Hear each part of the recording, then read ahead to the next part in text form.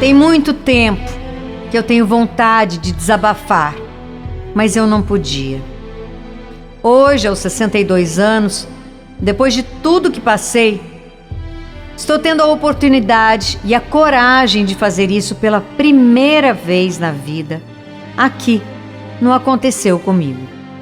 Finalmente agora, acho que vou conseguir me desfazer de todo o sofrimento que passei por guardar sozinha esse segredo por tantos anos. Gostaria de pedir que o meu nome verdadeiro não seja revelado na minha história. Então, podem me chamar de Vânia. Tudo começou quando eu tinha de 14 para 15 anos. Na época, eu namorava um rapaz de 19 anos que todo mundo conhecia como Galego. Ele era irmão de uma vizinha e se transformou no homem que foi o meu primeiro amor, o primeiro namorado. E eu era muito feliz ao lado dele. Entre nós havia respeito, carinho e a gente se dava muito bem. Era um relacionamento que, apesar de tão jovem, tinha de tudo para dar certo. Mas eu disse bem, tinha tudo para dar certo. Porque fomos vítimas da maldade do ser humano. E por ironia do destino, outro vizinho que eu nunca havia conversado teve o prazer de acabar com a nossa felicidade. Na verdade, ele e a mãe dele destruíram todos os nossos sonhos.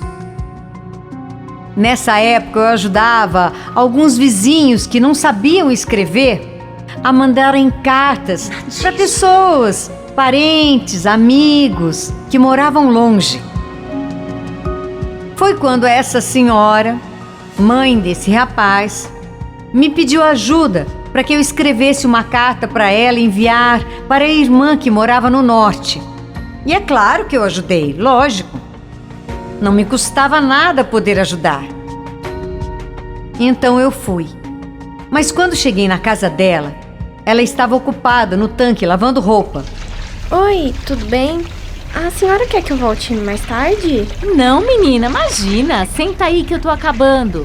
Ô filho. Oi, mãe. Pega aquele suco que eu fiz na geladeira. Vai lá, pega um copo pra moça.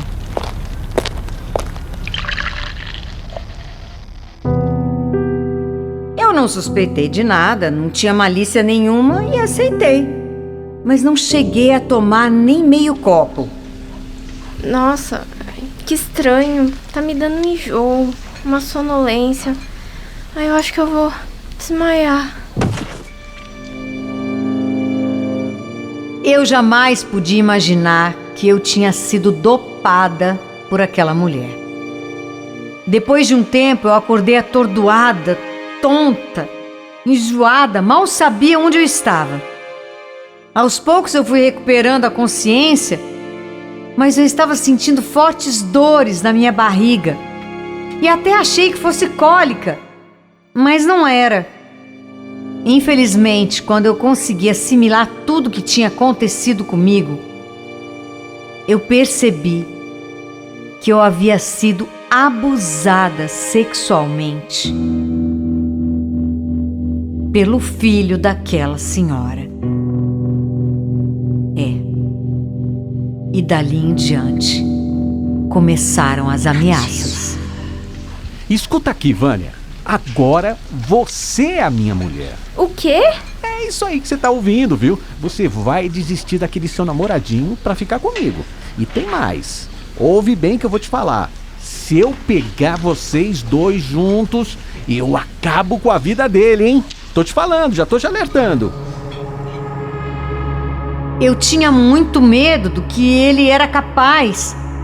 E não dava para contar a verdade nem para minha família, nem para ninguém. Eu estava tão assustada, eu era tão nova. Para mim aquilo era terrível. Depois ele ainda exigiu que eu fizesse uma carta terminando com o Galego, o meu único e verdadeiro amor. Sem saída, eu obedeci. pois eu tinha tanto medo dele cumprir as ameaças de morte e de violência. Em pouco tempo, eu descobri também que eu estava grávida desse bandido. E naquela época, as coisas eram bem diferentes. Não havia justiça. A justiça era o casamento. E logo, eu me vi obrigada a casar com o meu abusador. Afinal, por estar grávida, ter perdido a honra, eu não tive escolha.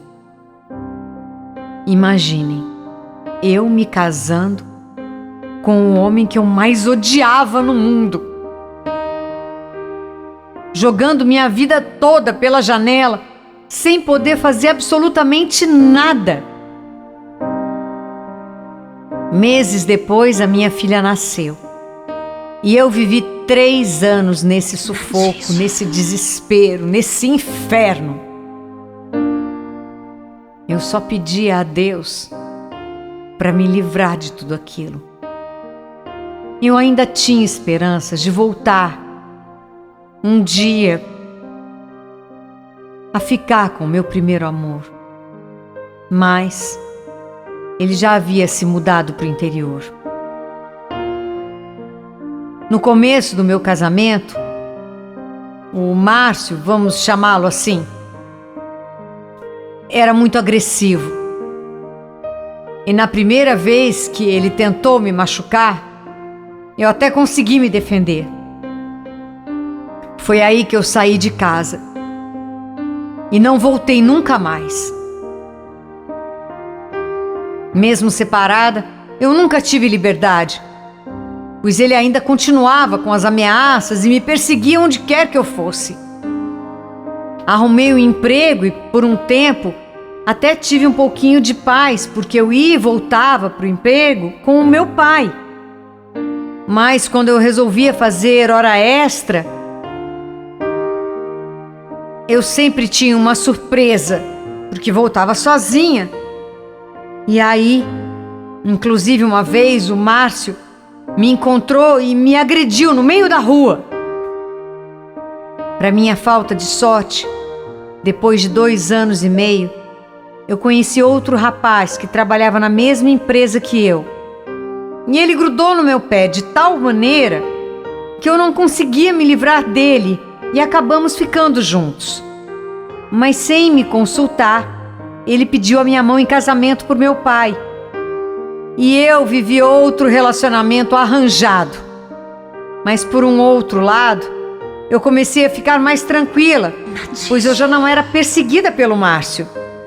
No fim das contas, tive que suportar 2 perturbações em minha vida. Primeiro, as ameaças do Márcio. E depois, um casamento onde fui forçada por respeito e medo do meu pai. Vivemos juntos por 23 anos. Um casamento sem amor, mas sem violência. Pelo menos isso. Tivemos 3 filhos, mas eu fui infeliz. Eu sempre respeitei o meu marido, ao contrário dele, que perdeu o respeito até pelos próprios filhos, porque ele vivia me traindo. Quando percebi que o nosso relacionamento não tinha mais jeito, conversei e pedi para que ele fosse embora. E acho que ele me entendeu. Afinal, eu tive motivos de sobra para que o nosso casamento chegasse ao fim. Logo que saiu de casa, ele até entrava em contato com os filhos, mas hoje acho que já se esqueceu que é pai. Acabei de criar nossas crianças sozinha. Na verdade, com a ajuda de Deus. Hoje meus filhos são o meu maior orgulho. Estão aqui todos criados, casados, cada um com sua família e com suas responsabilidades. Não me arrependo das crianças que coloquei no mundo. Só me arrependo de ter perdido tanto tempo na minha vida sem amar e viver por viver. Meus pais, infelizmente, faleceram sem saber a minha verdadeira história, porque eu nunca tive coragem de dizer nada a eles. Hoje, aos 62 anos, ainda tenho esperanças de reencontrar o Galego, o meu primeiro e único amor, e poder esclarecer as coisas do passado, para que assim eu possa enfim dormir em paz.